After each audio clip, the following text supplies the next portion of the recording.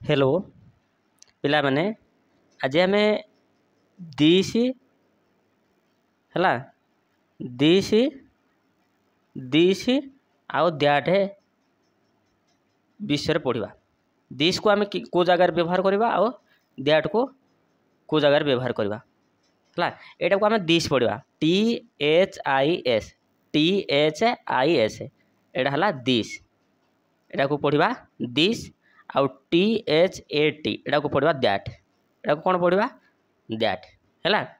ତ ଆମେ ମୁଁ ଗୋଟେ କଥା କହୁଛି କ'ଣ ଏଇଟା ହେଉଛି this is Ram.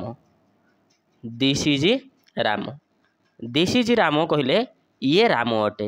First time କୌଣସି ଲୋକକୁ ବା କେଉଁ ଜିନିଷଟାକୁ ଆମେ ଚିହ୍ନିବା ପାଇଁ ଚାହିଁବା ଆଉ କାହାକୁ ହେଲା, ସେ ଜାଗାରେ ଆମେ ଦିସ୍ ବ୍ୟବହାର କରିବା ଯଦି ପାଖରେ ଥିବ ହେଲା।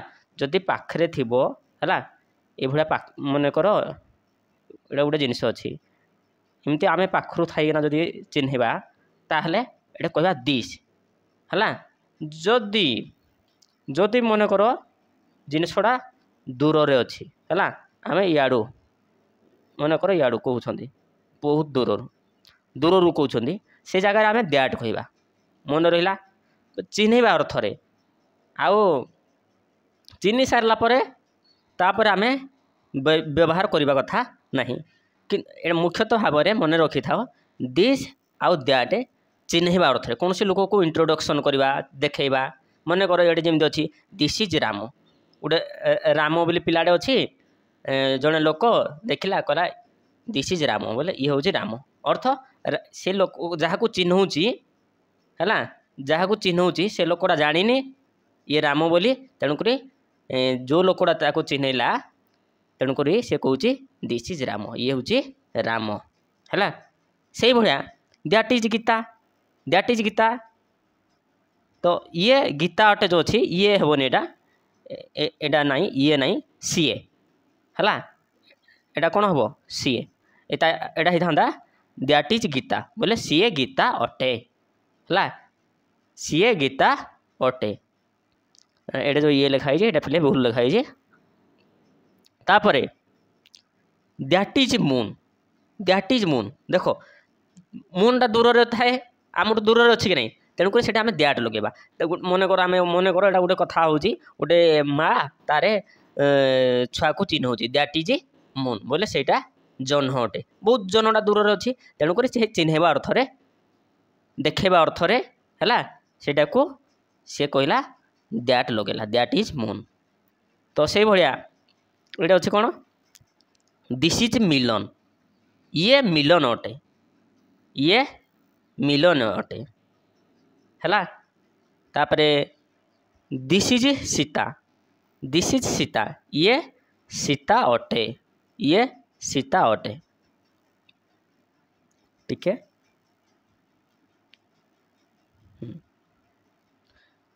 ତାପରେ ଏଇଟା କ'ଣ ଅଛି that is head. That is head ସେଇଟା ମୁଣ୍ଡ ଅଟେ।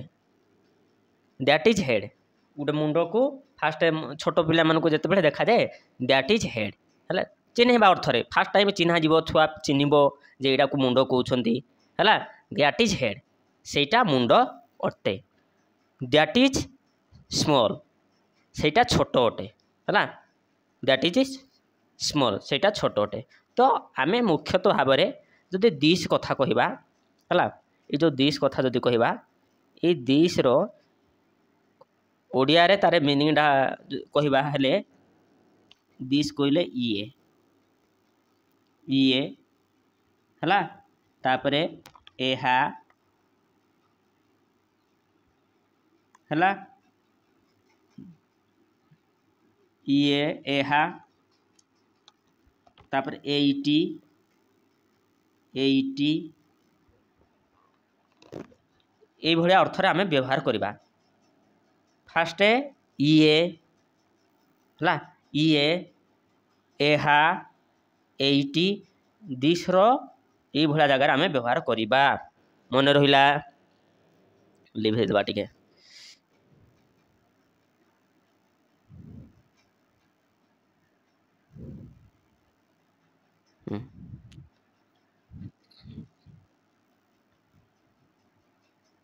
तापर देख जदि दैट कथा कहवा आम गोटे कलर टे चेंज करदे कलर टे चेंज करदे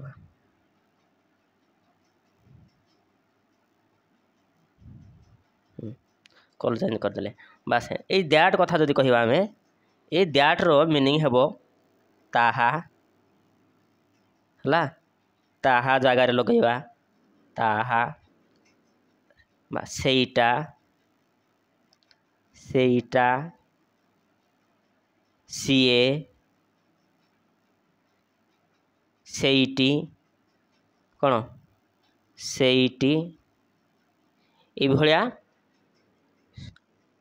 तार सब मीनिंग रोचे एगेन आउ थे देखा दिसी पाखरे थिबो चिन्हवा जदि ताहले ताकू कहबा दिस इज राम मन कर राम को देखिकी ना पाखे अच्छी गोटे पिला को आम चिन्हौं दिस इज राम ये हूँ राम है दैट इज गीता सीए ये ना दैट अर्थ सीए सीए सीए गीता अटे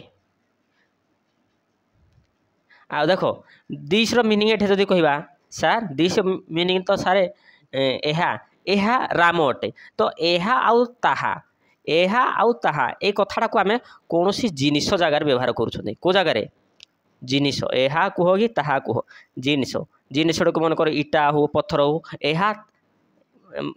एहा ताहा एईटा सेईटा एमती गोटे जिनिस को कहते आउ गोटे मनीष को जब कहला बेलू से आम कौन कहते ये सीए है एति मन रखी गोटे पत्थर कहला बेलू एईटी सेईटी एमती कहते आ गोटे मनीष को कहला एईटी नहीं से कौन कहते ये आउ सीए कहते कथा कहला बेलू भी ठीक रे आम कहवा गोटे जिनिस को भाया आम कहवा गोटे मनीष को कौ भाया कहवा सेटा भी जानवा दरकार है तो पिला माने एटा देख फास्ट जे मन रखी पारुनी पॉज करदेव बास सेठू नोट कर लिखिदेव this is Ram Etah this is Ram कहले ये राम अटे that is Gita that is Gita